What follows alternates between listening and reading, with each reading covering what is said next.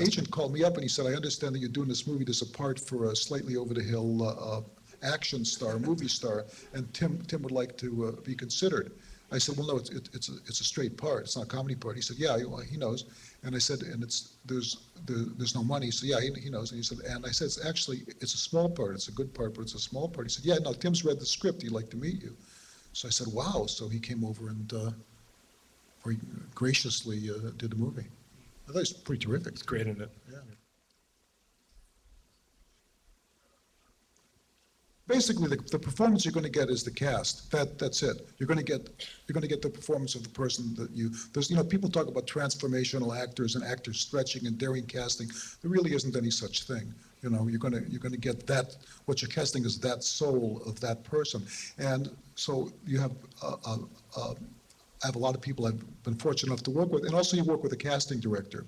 And her job is to say, I know you think so-and-so should play the part, but here's somebody you've really, really, really got to see. An example of that is Jose Pablo Cantillo, who plays Snowflake, who's kind of spectacular. And she says, you've got to see this kid. He's just great, and indeed he is. So the casting director is a very important part of the movie-making process. It can, but what can't, So, I mean, certainly. I mean, it's on everybody's mind. If you go over to Israel and you go over to Palestine, the only movie that the Israelis and the Palestinians have been able to make for 30 years is about Israel and Palestine. It's an Israeli kid and a Palestinian girl or a Palestinian guy, and right? Because it's so on their mind that they can't make so that it creeps into their art. Right? There's no way they can escape it. But I try to keep politics. I don't think politics. I certainly wouldn't go out of my way to put politics into art because that's not my place. The purpose of art is to entertain people and put the asses in the seats. And that's what I think. And yet you have a play on Broadway now about a sitting president who's desperate to get reelected. Yeah, I got a play on Broadway called November. I mean, yes, it's raucously funny, okay? If that's important to you. And yes, there are still several seats available. Next question. Well, see, here's the thing, is that film noir at its highest level, theoretically, aspires to be tragedy, which is where the person discovers that the fault that he thought was in Thebes is actually in himself. Right? Oedipus wants to find out why there's a plague on Thebes. His mother says, shut up and kiss me. Okay. No, that's not actually what happens.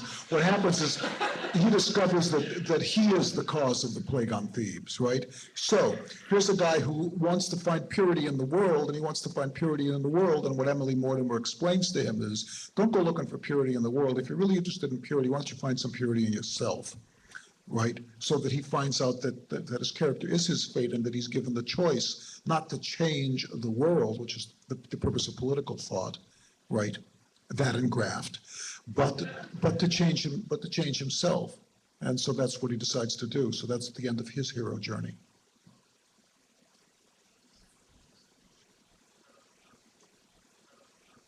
I love to share my ideas with people, but they have to pay first. No, I don't share my ideas with people because I don't.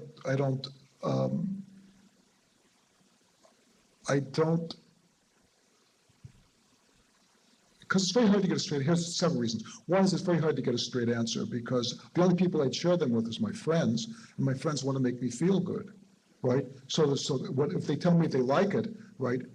I doubt their sincerity, and if they tell me they don't like it, they stop being my friends.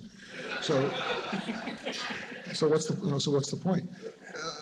And the other thing is, I feel it's really my responsibility. It's my responsibility to be my own harshest critic, with the exception of Ben Brantley.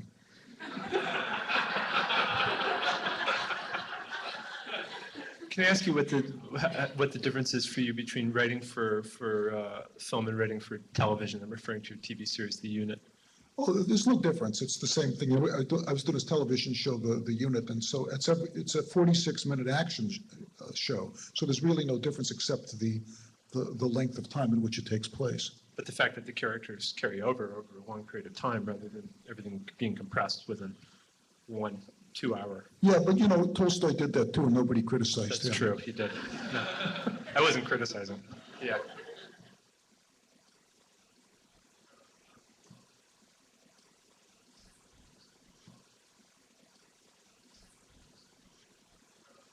Would you have broken up that fight? A guy was telling me a story today. I was doing a television show with Mike Snyder, and he told me that his son just got out of the 80s. He was doing special ops of the 82nd Airborne, and he got off, and some people insulted him in a bar. And he asked the guy put his hands on him, and so he put the first guy. There's three guys, and he put the first guy down on the ground, and he put the second guy down on the ground. He put the third guy down on the ground, and he put the first bouncer down on the ground. And the second bouncer came over and said, "Excuse me, sir, would you consider leaving?"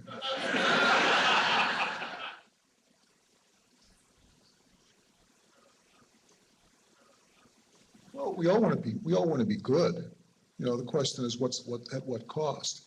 And so there's an old Jewish proverb says, on the Day of Atonement, Yom Kippur, the Day of Atonement, if you're not sure what to atone for, examine your good deeds. So it's easy to be pure in the monastery, or it's easier to be pure in the monastery where one is in control of all the elements. And so, but it's very hard to be pure when one tries to apply what one learns in the monastery to life outside the monastery, the school, the seminary, the yeshiva, the jiu-jitsu academy, because it's the difference between what the problem with our education system, for example, is that everything's a multiple choice test, right? But life is not like that. Life is not a multiple choice test. The problem in life is you're not only that you're unable even to formulate the question, which is part of it, which is the problem of the second act in drama. It's what the second act's always about. First act, you think you're doing great. Second act, you realize you can't even formulate the question. And by the beginning of the third act, you realize that you are capable of reformulating the question in such a way that you've been sufficiently cleansed of your misconception that you can proceed toward a goal. Espresso? No?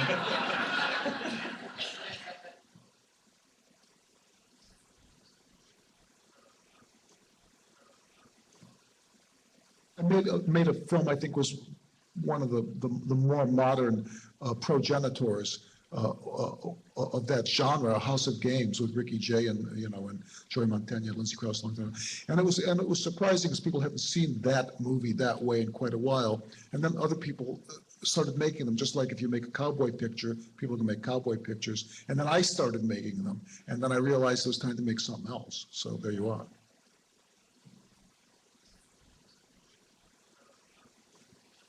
I wrote something for the Academy Awards one year. They asked me to write a thing to present.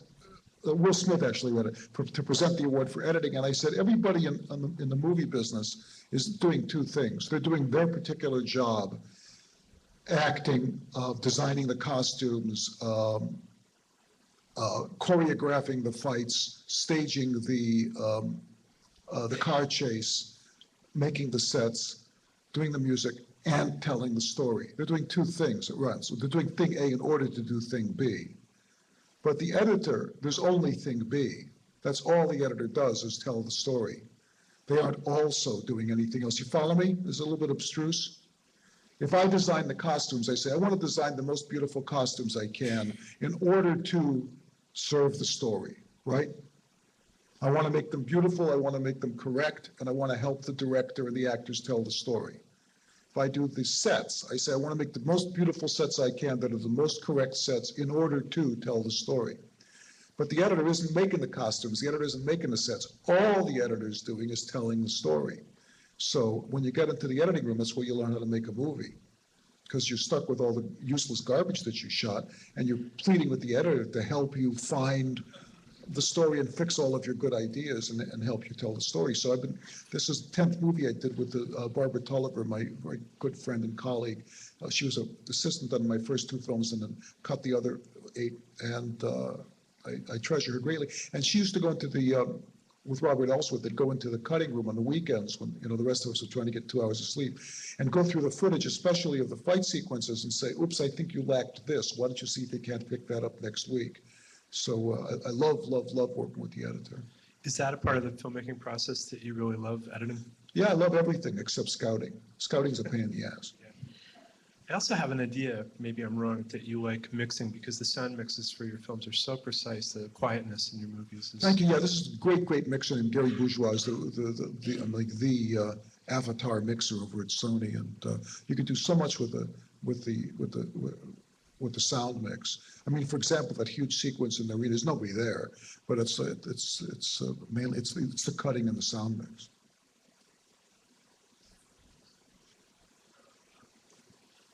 Yeah, well, a film, you're trying to tell the story in pictures. You know, you don't got any pictures when you're doing a play. All you have is the actors on stage. So you don't want to write stage direct. In a perfect play, you don't want to write any stage directions. You just want to write what the actors say. In a perfect movie, you don't want to write any dialogue. You just want to write what the camera shoots, because that's the best use of the medium.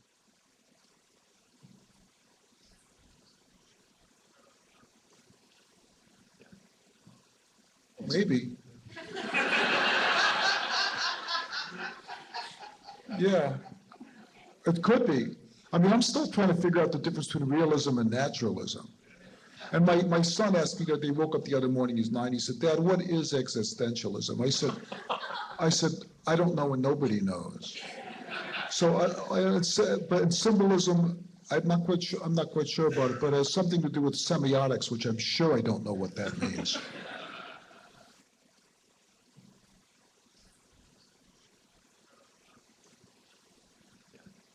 Everybody can be conned. There's nobody who can't be conned because we're all human, and because we all have desires, and we all have secret lusts and passions and greeds and envies and regrets and ambitions. Everybody can be conned. So what makes a person a hero is not that he can't be conned, but that he has the capacity to overcome his human weaknesses